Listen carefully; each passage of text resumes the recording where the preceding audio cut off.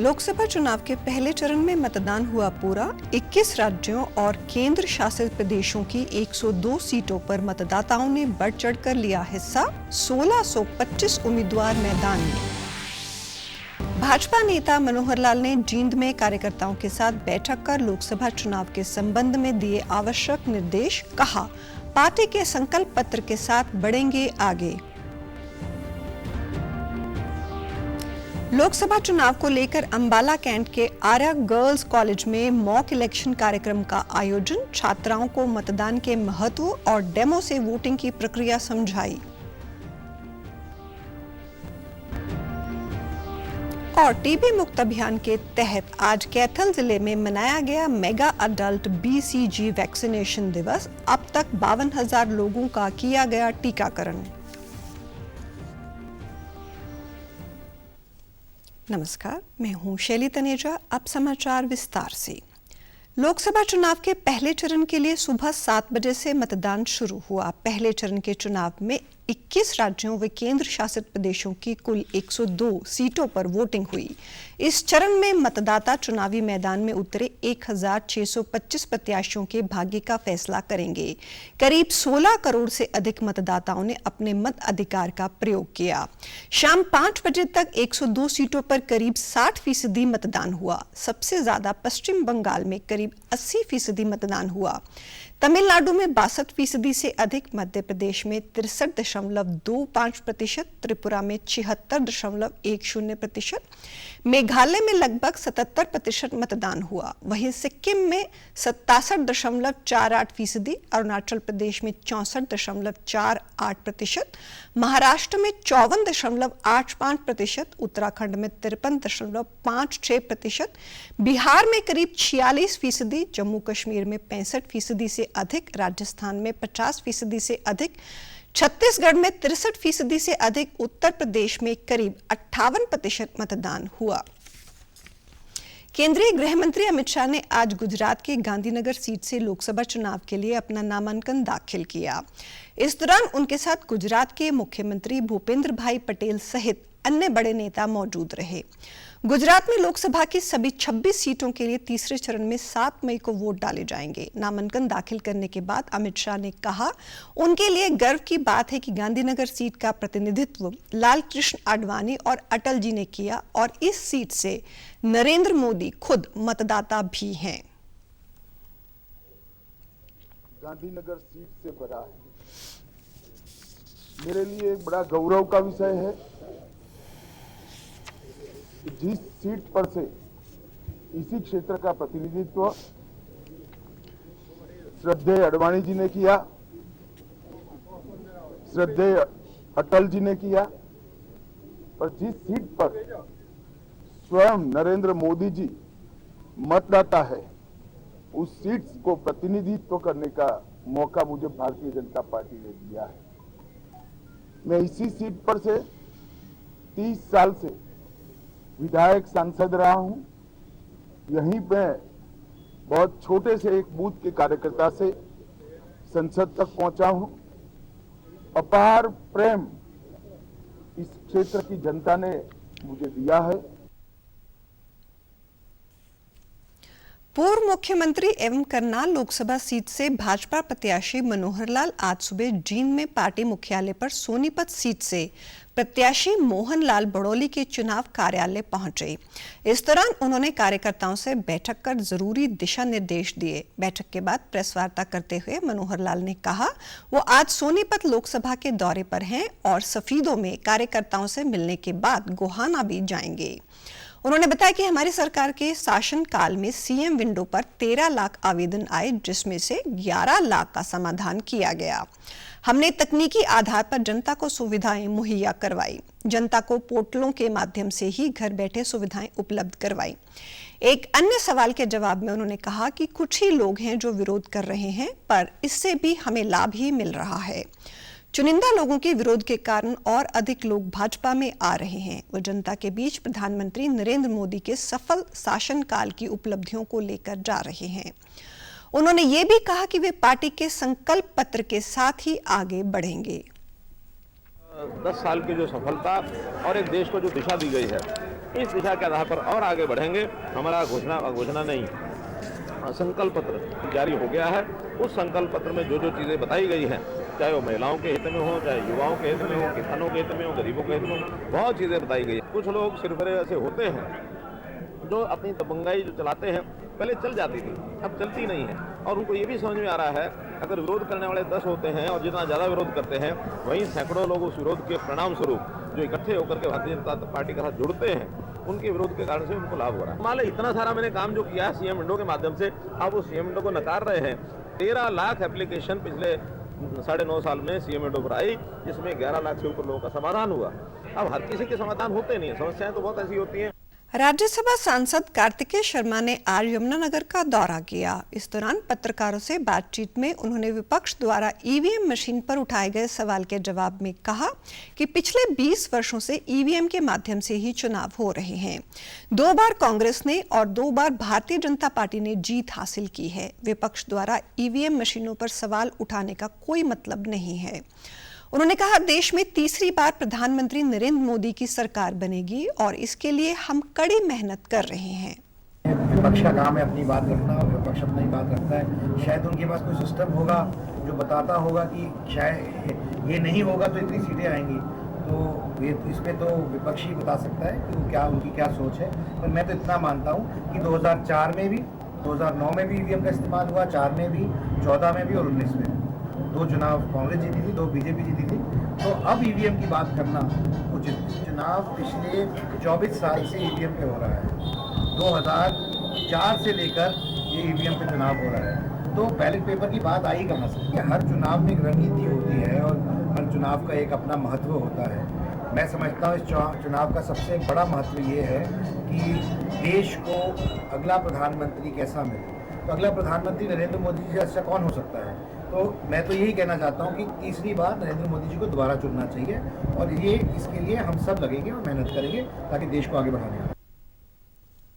इसके अलावा राज्यसभा सदस्य कार्तिकेय शर्मा ने कहा कि वो आज यमुनानगर में 5 मई को करनाल में होने वाले भगवान परशुराम जयंती समारोह के लिए लोगों को निमंत्रण देने आए हैं। उन्होंने कहा कि यह निमंत्रण 36 बिरादरी के लिए है, क्योंकि भगवान परशुराम सर्व समाज के भगवान हैं। रखा गया है और उसी का न्योता देने आया हूँ और विशाल जी और सारे साथियों को यमुनानगर में यही न्योता देने आया हूँ कि वे लोग आएँ और भारी से भारी संख्या में इस कार्यक्रम को सक्षम बनाएं, सक्सेसफुल बनाएं। और ये सिर्फ एक समाज के लिए नहीं, ये सब सारी 36 बिरादरियों को भी न्योता देना चाहूँगा आपके माध्यम से। परशुराम जी सिर्फ एक समाज के नहीं, सर्व समाज के भगवान हैं और नेता के तौर पे नहीं, एक बेटे के तौर पे मैं बीच में न्योता देने। लोकसभा चुनाव के लिए इंडियन नेशनल लोकदल ने कल अपने प्रत्याशियों की पहली सूची जारी कर दी है। इनमें 3 उम्मीदवारों के नामों का ऐलान किया गया है। इन लोगों ने हिसार से सुनैना चौटाला, कुरुक्षेत्र से अभय चौटाला और अंबाला सीट पर सरदार गुरप्रीत सिंह को प्रत्याशी बनाया है। बाकी 7 सीटों पर 22 अप्रैल को प्रत्याशी घोषित होंगे। हिसार में देवीलाल परिवार से पहले ही भाजपा से रंजीत सिंह व जननायक जनता पार्टी से नैना चौटाला मैदान में हैं। वहीं सुनैना चौटाला पहली बार चुनाव लड़ रही हैं। लोकसभा चुनाव को लेकर आज अंबाला कैंट के आर्या गर्ल कॉलेज में मॉक इलेक्शन कार्यक्रम आयोजित किया गया। कार्यक्रम में स्वीप एक्टिविटी की नोडल अधिकारी एवं अतिरिक्त उपायुक्त अपराजिता ने बतौर मुख्य अतिथि शिरकत की और मतदान प्रक्रिया का अवलोकन किया। इस दौरान उन्होंने कहा कि इस कार्यक्रम के माध्यम से चुनाव के समय होने वाली मतदान प्रक्रिया को समझाया गया। साथ ही मतदाता पर्ची, party agent, polling officer, presiding officer और ईवीएम द्वारा मतदान का डेमो भी करके दिखाया गया। उन्होंने स्वयं भी मॉक चुनाव कार्यक्रम में मतदान की प्रक्रिया में भाग लिया और उपस्थित विद्यार्थियों को भी मतदान के समय होने वाली गतिविधियों के बारे में जानकारी दी। अतिरिक्त उपायुक्त ने बताया कि लोकतंत्र में मतदान का विशेष महत्व होता है। लोकतंत्र को मजबूत करने के लिए सभी मतदाता अपने मत का प्रयोग अवश्य करें। पार्टी के एजेंट्स बैठे हैं, पोलिंग ऑफिसर्स बैठे हैं, प्रिसाइडिंग ऑफिसर्स बैठे हैं। सो इनके पास एक ईवीएम मशीन है विच इज़ एक्चुअली वर्किंग। आप उसको प्रेस करोगे तो इट विल एक बीप साउंड आएगा, आपको मिलेगा उसमें। सो मुझे लगा कि they have gone the extra mile for the activity and I was very happy to see that. वहीं कॉलेज प्राचार्य डॉक्टर अनुपमा आर्या ने कॉलेज छात्राओं को मतदान के अर्थ एवं महत्व के बारे में बताया, साथ ही उन्हें मतदान के लिए भी प्रेरित किया है। कार्यक्रम में छात्राएं भी काफी उत्साहित दिखी। उन्होंने कहा कि वे अपने मत का प्रयोग कर ऐसी सरकार बनाने में योगदान देंगी जो देश हित में कार्य करे। कि भारत जो है वो बड़ा सौभाग्यशाली है और सबसे बड़ा दुनिया का लोकतंत्र है और उसका एक ये चुनाव महापर्व जो आ रहा है उसमें बढ़ चढ़कर सहभागिता करें, भागीदारी करें। और आज का हमारा मकसद भी ये था कि किस तरह का वोटिंग बिहेवियर होना चाहिए, किस तरह से इस कतार में खड़े होने का मतलब जो है वो हम अपने देश को बड़ी अगुवाई वाली कतार में खड़े करने जा रहे हैं और एक सशक्त भविष्य के बारे में हम सोच रहे हैं। अगर हम मतदान करते हैं हम अपने लोकतंत्र को मजबूत करते हैं और किस तरह से उनको किस अंदर जाके जो पोलिंग बूथ में जाके क्या उनको माहौल मिलेगा और किस तरह से उनका उत्तरदायित्व और दायित्व होगा, क्योंकि ये हम सबका कर्तव्य भी है मतदान और हम सबका अधिकार भी है कि हर एक बच्चे को पता चले कि कैसे वोट देते हैं और हर एक बच्चा अवेयर हो कि कितना वोट जरूरी है। और अगर हम वोट देने जा रहे हैं तो हम एक रिस्पॉन्सिबल गवर्नमेंट को भी चूज करते हैं। इससे हमारा रिस्पॉन्सिबिलिटी बढ़ता है और हमें पता चलता है कि कौन सी गवर्नमेंट हमारे लिए अच्छी है और कौन सी खराब है। ये सब हम लोगों को जागरूक करने के लिए कर रहे हैं कि ताकि जो आने वाली पीढ़ी है वो अवेयर हो सके। यहाँ पर हम बिना पार्शलिटी से सबको अवेयर करके हुए अपने मतदान देते हैं, वोट देते हैं, ताकि सबको वोट देने का तरीका जान सके। मैम सर, यहाँ पर हम प्रोसेस इसलिए करवा रहे हैं ताकि जो न्यू पीढ़ी है या न्यू बच्चे जो हमारे कॉलेज में आए हैं उनको वोट देने का प्रोसेस का पता चले। हमने यहाँ वोट के बारे में जाना कि वोट देना क्यों ज़रूरी है और कैसे उसका प्रोसेस होता है वो भी हमने जाना। और unity in diversity, voting beyond religion, यानी बिना किसी धर्म जाति को ना मानते हुए आपको वोट देना चाहिए ताकि सही सरकार का जो है नेतृत्व हो सके। और जननायक जनता पार्टी के प्रदेश महासचिव व वरिष्ठ नेता हरपाल कंबोज ने आज पार्टी की सदस्यता से त्यागपत्र दे दिया। उन्होंने अपना लिखित इस्तीफा पार्टी के राष्ट्रीय अध्यक्ष डॉक्टर अजय चौटाला को भेज दिया है। साथ ही चौटाला परिवार के साथ अपनी 30 साल की राजनीति को आज उन्होंने अलविदा कहते हुए लिखा कि पार्टी से दूरी बनाना मेरा व्यक्तिगत कारण है। हमारे बीच मतभेद तो हो सकते हैं, मनभेद नहीं है।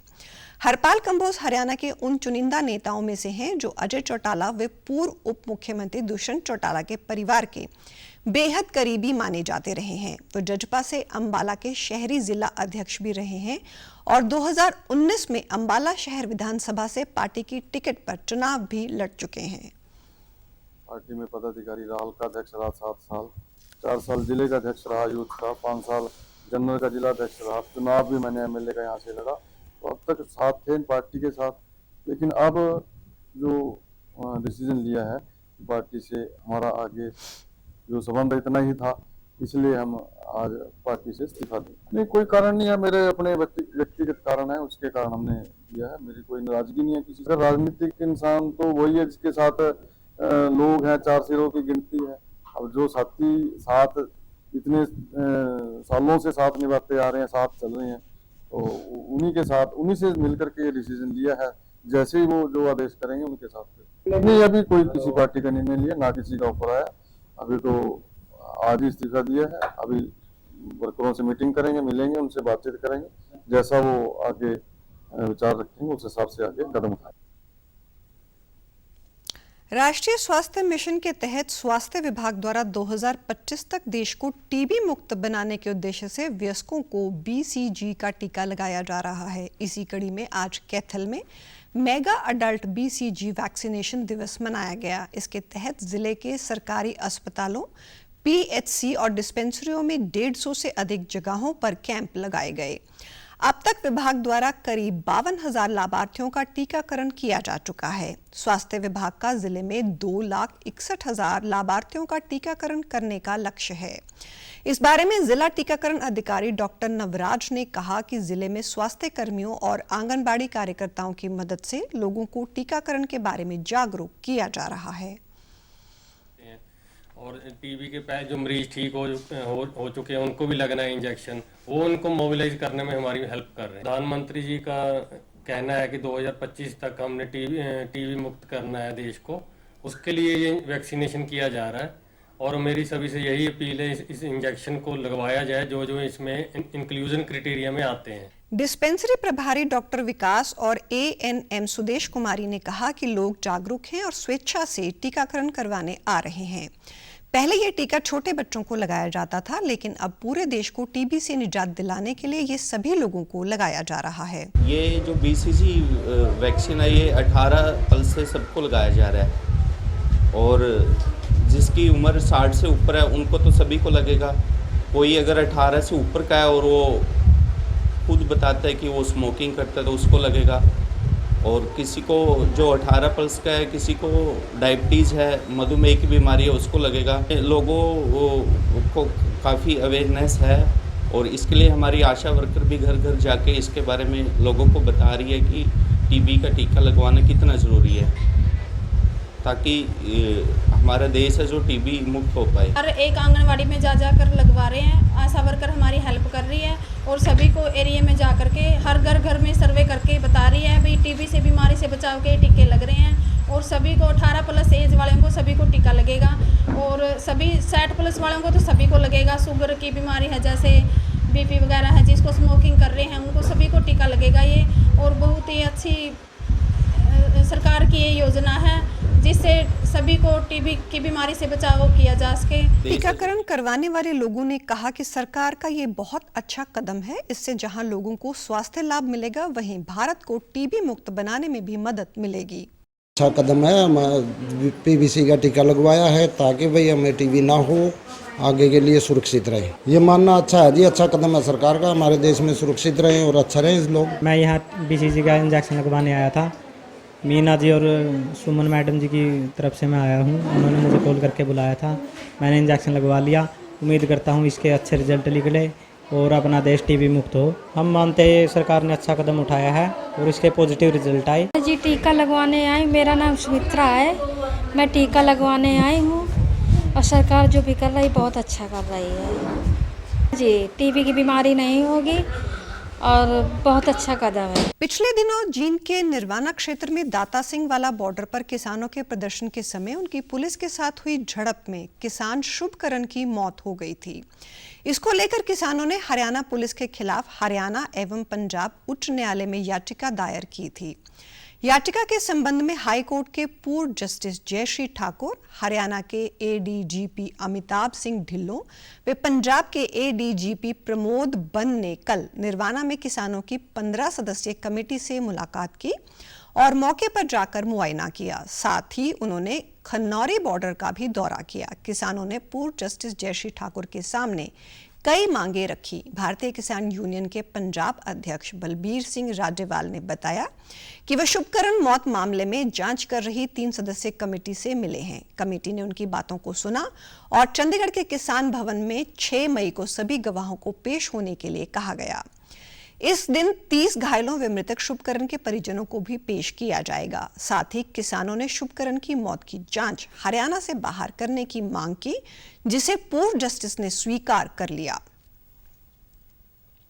और आज हुण जज साहब मौका देखने जा रहे हरियाणे जिस तरह का दबाव पुलिस ने खड़ा किया, इस तरह कोई गवाह इतने आने को तैयार नहीं। अज भी कुछ गवाह आए, उन्होंने पुलिस वाले ने फोन पर कहता तुहानूं अरैसट कर लांगे और भजा दिते। इस करके असीं कहा भी पंजाब जिथे मर्जी रख लो, चंडीगढ़ रख लो, उत्थे सारे पेश हो जाएंगे। उहदे लई जज साहब ने सारे वकील साहबानां दी रिक्वेस्ट मन के 6 तारीख नूं चंडीगढ़ रख लए। 15 मैंबर सी और सारे एक जज साहब ने कहा कोई 30 जिहड़े जख्मी होए या जिन्हां नाल सीधा संबंध है, जिस तरह शुभकरण के पेरेंट्स ने, उन्हां नूं उस दिन पेश किया जाऊगा। हरियाणा प्रदेश की मंडियों में अब सरसों के बाद गेहूं की आवक भी तेज हो गई है। भिवानी में विभिन्न सरकारी खरीद एजेंसियां तेजी से गेहूं व सरसों की खरीद कर रही हैं। भिवानी मार्केट कमेटी के मंडी सुपरवाइजर योगेश शर्मा ने बताया कि अब तक भिवानी जिले की सभी मंडियों को मिलाकर 20,218 किसानों ने 4 लाख क्विंटल से अधिक सरसों के गेट पास बनवाए हैं, जिसमें से करीब 3 लाख क्विंटल सरसों की खरीद न्यूनतम समर्थन मूल्य पर की जा चुकी है। उन्होंने बताया कि अब तक 3 क्विंटल गेहूं के गेट पास बनकर मंडियों में आ चुके हैं। इसमें से 1 लाख क्विंटल से अधिक गेहूं की खरीद एमएसपी पर की जा चुकी है। मंडी में किसानों के लिए उचित व्यवस्थाएं की गई हैं। हमारे गेट पास कर चुके हैं जमींदार किस्म 20,218 फार्मर्स हमारे पास सरसों लेके आ चुके हैं, जिसकी अराइवल 4,05,771 क्विंटल पूरे भिवानी मार्केट कमेटी भिवानी की अराइवल है ये, और जिसमें भवानी खेड़ा भी है और चांदी भी शामिल है। और इसमें परचेज 2,97,806 क्विंटल की हमने परचेज कर चुके हैं, और इसकी लिफ्टिंग है 1,47,274 क्विंटल सरसों की लिफ्टिंग हो चुकी है। तो हमारा काम बड़ा अच्छी प्रकार से और तरोगति से चला हुआ है। गेहूँ आवक अब की बात थोड़ी लेट थी, क्योंकि मौसम विभाग थोड़ा ठीक था, बारिश का टाइम था, तो गेहूँ की आवक अभी हमारी सोमवार से शुरू हुई है जी। तब भी हमने 3,09,634 क्विंटल की परचेज कर चुके हैं, और 1,26,029 क्विंटल की हमने परचेज कर ली, और गेट पास कटे हमारे 3,09,634 क्विंटल की, और लिफ्टिंग की प्रक्रिया जारी है। तो आज या कल में लिफ्टिंग के आंकड़े भी हमारे पास आ जाएंगे, तब हम आपको लिफ्टिंग बता देंगे। वहीं भिवानी जिले के किसानों ने बताया कि उन्हें मंडी में पहुंचने के बाद तुरंत टोकन मिल रहे हैं और उनकी फसल न्यूनतम समर्थन मूल्य पर बिक रही है। मंडी में टोकन व्यवस्था होने के चलते उन्हें लंबी लाइनों में लगने की आवश्यकता नहीं पड़ती। कोई दिक्कत नहीं है, टोकन मिल जाता टाइम से और अपना डाल दो हैं, और 2275 रुपये का भाव है। नहीं, अभी कोई समस्या नहीं है। गेहूँ की आहिस्ता आ रहा है अभी, और थोड़ा मौसम भी ठंडा चला है, इसलिए धीमा है, और अगले हफ्ते से और स्पीड पकड़ जाएगा। नहीं, कोई समस्या ही नहीं है किसी प्रकार की, लिखने की और की उठाने की थोड़ी बहुत है, वो 1-2 दिन में सुधर जाएगी। गेहूँ लेके आए थे जी, कोई समस्या नहीं है जी। टाइम पर गेट पास मिल गया, टोकन मिल गया, सब कुछ मिल गया। पहले तो जी लाइन में लगना पड़ता, टोकन नहीं मिलता टाइम पर, ना जगह मिलती थी गिरने के लिए मंडी में, अब वो समस्या दूर हो गई। भारतीय कुश्ती महासंघ के पूर्व अध्यक्ष बृजभूषण शरण सिंह यौन उत्पीड़न मामले में आज दिल्ली के राउज एवेन्यू कोर्ट में पेश हुए। बृजभूषण ने राउज एवेन्यू कोर्ट में नई अर्जी देकर कोर्ट के मामले में आगे की जांच की मांग की, जिस पर कोर्ट ने आदेश सुरक्षित रखा। अदालत 26 अप्रैल को याचिका पर आदेश देगी। बृजभूषण ने इस अर्जी में कहा कि जिस तारीख पर एक महिला पहलवान ने WFI दिल्ली के ऑफिस में कथित छेड़छाड़ का आरोप लगाया, उस तारीख पर वो देश से बाहर थे। उन्होंने अपनी अर्जी के साथ पासपोर्ट की कॉपी दी है। बृजभूषण के मुताबिक अभियोजन पक्ष ने उस तारीख के कॉल डिटेल रिकॉर्ड की कॉपी कोर्ट में नहीं जमा की है। दिल्ली पुलिस ने बृजभूषण की अर्जी का विरोध किया। दिल्ली पुलिस का कहना है कि चार्जशीट पर संज्ञान के बाद जब आरोप तय करने को लेकर बहस हुई थी, तब बृजभूषण के वकील ने यह मामला कोर्ट में नहीं उठाया था। अब इस मुद्दे को उठाने का कोई औचित्य नहीं है। भिवानी जिले की एक सामाजिक संस्था स्टैंड विद नेचर पर्यावरण संरक्षण की दिशा में सराहनीय कार्य कर रही है। लोगों को जागरूक करने के लिए संस्था ने नुक्कड़ नाटक, पर्यावरण पंचायत, क्लाइमेट कॉन्फ्रेंस, साइकिल यात्रा, पदयात्रा जैसे अनेक कार्यक्रम चलाए हैं। उनके ये कार्य आमजन को पर्यावरण के प्रति संवेदनशील बनाते हैं। पर्यावरण के संस्थापक सदस्य लोकेश कुमार ने बताया कि उन्होंने पर्यावरण प्रदूषण की समस्या से निपटने के लिए 2019 में अपने साथियों व पर्यावरण प्रेमियों के साथ मिलकर क्लाइमेट अवेयरनेस कैंप चलाने की शुरुआत की, जिसके चलते उन्होंने हरियाणा सहित देश के 12 राज्यों में साइकिल यात्रा निकाली और जगह जगह पर पर्यावरण पंचायतों व नुक्कड़ नाटकों के माध्यम से लोगों को जागरूक किया। संस्था द्वारा देश भर में 8,000 से अधिक पौधारोपण किया गया है। हमारा कार्यक्रम चलता है, क्लाइमेट कॉन्फ्रेंस हमारी चलती है, हम साइकिल रैली निकालते हैं, छोटी छोटी यात्राएं निकालते हैं, पद यात्राएं करते हैं, ताकि जलवायु परिवर्तन के ऊपर एक बातचीत बने। और उस बातचीत के बाद अपने घरों में, अपने पर्सनल, अपने संस्था में, हम जहाँ पर भी हम हैं, छोटी छोटी चीज़ों के जरिए ये जो जलवायु परिवर्तन नाम का एक बहुत बड़ा एक हमारे सामने विकट समस्या है, इस पर निजात की तरफ बढ़े, इस पर हम लोग काम करते हैं। हमने पहले पूरे हरियाणा की साइकिल से यात्रा की, उसके बाद पूरे देश की भी यात्राएँ की। 200 से ज़्यादा इंस्टीट्यूट में हम जाके छात्र छात्राओं के साथ हम बातचीत कर चुके हैं जलवायु परिवर्तन के मुद्दे के ऊपर। वहीं संस्था के सदस्य निश्चल, मनोज कुमार, दीक्षा, विद्या व सतीश ने बताया कि आमजन को अधिक उपभोक्तावादी नहीं बनना चाहिए, क्योंकि अधिक उपभोक्तावादी वस्तुओं की डिमांड में कार्बन उत्सर्जन होता है। इससे बचाव के लिए लोगों को अधिक से अधिक साइकिल का प्रयोग करना चाहिए। साथ ही उन्हें प्लास्टिक के बजाय कपड़े के थैले का प्रयोग करना चाहिए। अपने जन्मदिवस या अन्य खुशी के मौके पर पेड़ लगाकर उनका संरक्षण करना चाहिए।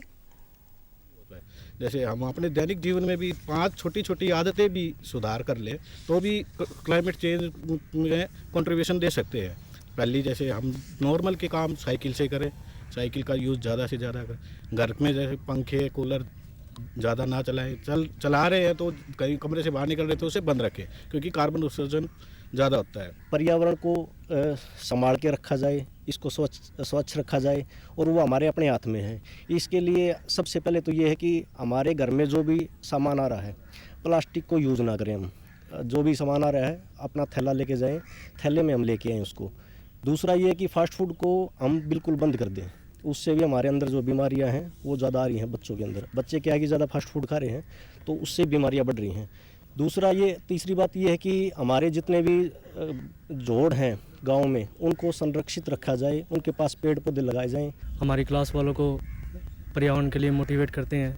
हमने वहाँ पेड़ उगा रखे हैं, उनकी देखभाल करते हैं, उनको समय समय पर पानी देते हैं। और हमने एक चीज़ और करी है कि जब भी किसी बच्चे का जन्मदिन होता है ना, हम गिफ्ट की जगह उनसे एक पेड़ उगाते हैं वहाँ पे, और उसे आश्वासन लेते हैं कि वो उसका ध्यान रखे। राष्ट्रीय कैडेट कोर के महानिदेशक लेफ्टिनेंट जनरल गुरबीर पाल सिंह ने कल अंबाला कैंट में एनसीसी के समूह मुख्यालय का दौरा किया। इस दौरान कैडेट्स ने सबसे पहले मुख्य अतिथि को गॉर्ड ऑफ ऑनर दिया। कार्यक्रम के बाद लेफ्टिनेंट जनरल ने अंबाला कैंट के सभी एनसीसी अधिकारियों के संगठन को और मजबूत बढ़ावा देने के लिए रणनीतिक पहल, संगठनात्मक चुनौतियों और भर्ती योजनाओं पर चर्चा की। इसके अलावा उन्होंने अंबाला समूह के कमांडिंग अधिकारियों, सहयोगी एनसीसी अधिकारियों और उत्साहित कैडेटों से भी मुलाकात की। संघ लोक सेवा आयोग की आयोजित होने वाली CDS NDA व नेवल एकेडमी परीक्षा को सुनियोजित ढंग से करवाने हेतु गुरुग्राम के एडिशनल लेबर कमिश्नर कुशल कटारिया की अध्यक्षता में बैठक हुई। बैठक में उन्होंने परीक्षा के सफल आयोजन के लिए संबंधित सेंटर सुपरवाइजर व ड्यूटी मजिस्ट्रेट को आवश्यक दिशा निर्देश दिए। इस दौरान बैठक में संघ लोक सेवा आयोग के सदस्य SN प्रसाद भी उपस्थित रहे। कुशल कटारिया ने कहा कि सभी अधिकारी सुनिश्चित करें कि परीक्षा के दौरान किसी प्रकार की लापरवाही की गुंजाइश ना हो। परीक्षा के लिए आयोग ने जो नियम निर्धारित किए हैं उनका दृढ़ता से पालन किया जाएगा। उन्होंने बताया कि 21 अप्रैल को संघ लोक सेवा आयोग की परीक्षा 3 भागों में आयोजित की जाएगी। इसके लिए जिला में 36 परीक्षा केंद्र बनाए गए हैं। CDS परीक्षा 3 चरणों में आयोजित की जाएगी, वहीं NDA व नेवल एकेडमी परीक्षा 2 चरणों में होगी। स्वस्थ शरीर के लिए जिगर स्वस्थ होना आवश्यक है। जिगर मानव शरीर का एक महत्वपूर्ण अंग है जिसकी हमारी स्वास्थ्य के लिए अहम भूमिका होती है। जिगर हमारे शरीर के लिए एक फूड फैक्ट्री के रूप में काम करता है। जिगर एक पाचन अंग है जो शरीर में सभी चय अपचय प्रक्रियाओं में केंद्रीय भूमिका निभाता है। शरीर के पाचन में सहायता करना, बाइल जूस का निर्माण करना, रक्त में हानिकारक तत्वों को अलग करना, संक्रमण से लड़ने में सहायता करना, रक्त में शर्करा के स्तर को नियंत्रित रखना, वसा और कार्बोहाइड्रेट का पाचन, प्रोटीन का पाचन भंडारण और हार्मोन का निर्माण करने जैसे महत्वपूर्ण कार्य जिगर द्वारा किए जाते हैं। कई कारण हैं जो जिगर को प्रभावित कर सकते हैं और वो जिगर के लिए खतरा साबित हो सकते हैं। जो लिवर खराब होने का सेकंड कारण है वो अल्कोहल। अगर शराब खूब पी रहे हैं तो लिवर खराब होता है। हेपेटाइटिस बी वायरस का इन्फेक्शन है, हेपेटाइटिस सी वायरस का इन्फेक्शन है, क्योंकि ये दोनों इन्फेक्शन चलते रहते हैं, वो ठीक नहीं होते हैं अगर दवा ना दें इसकी तो उस कारण से लिवर खराब होता है। सिम्टम तभी आते हैं जब लिवर पूरा का पूरा खराब हो जाता है, और जब खराब होगा तो सिम्टम जो होंगे उसमें पहले पैर पानी जमा होगा, पेट में पानी जमा होगा, पीलिया होगा, खून की उल्टी आएगी, या फिर खून की कमी होगी, या फिर कभी कभी बेहोशी भी होती है। भारत फिलीपींस को ब्रह्मोस सुपरसोनिक क्रूज मिसाइल का पहला सेट आज सौंपेगा। 2022 में दोनों देशों के बीच 47.5 करोड़ अमेरिकी डॉलर के समझौते पर हस्ताक्षर किए गए थे। भारतीय वायुसेना फिलीपींस मरीन कॉर्प्स को हथियार प्रणाली पहुंचाने के लिए मिसाइलों के साथ C-17 ग्लोबल मास्टर परिवहन विमान को फिलीपींस भेज रही है। मिसाइल के साथ साथ ब्रह्मोस सुपरसोनिक क्रूज मिसाइल प्रणाली के लिए क्राउन सिस्टम का निर्यात पिछले महीने ही शुरू हुआ था। BrahMos supersonic cruise missile Bharat और रूस के बीच एक संयुक्त उद्यम है जिसे दुनिया के सफल मिसाइल प्रोग्राम में से एक माना जाता है। वैश्विक स्तर पर सबसे अग्रणी और सबसे तेज सटीक निर्देशित हथियार के रूप में ब्रह्मोस ने भारत की निवारक क्षमताओं को बढ़ाने में महत्वपूर्ण भूमिका निभाई है। समाचारों में आज इतना ही। नमस्कार।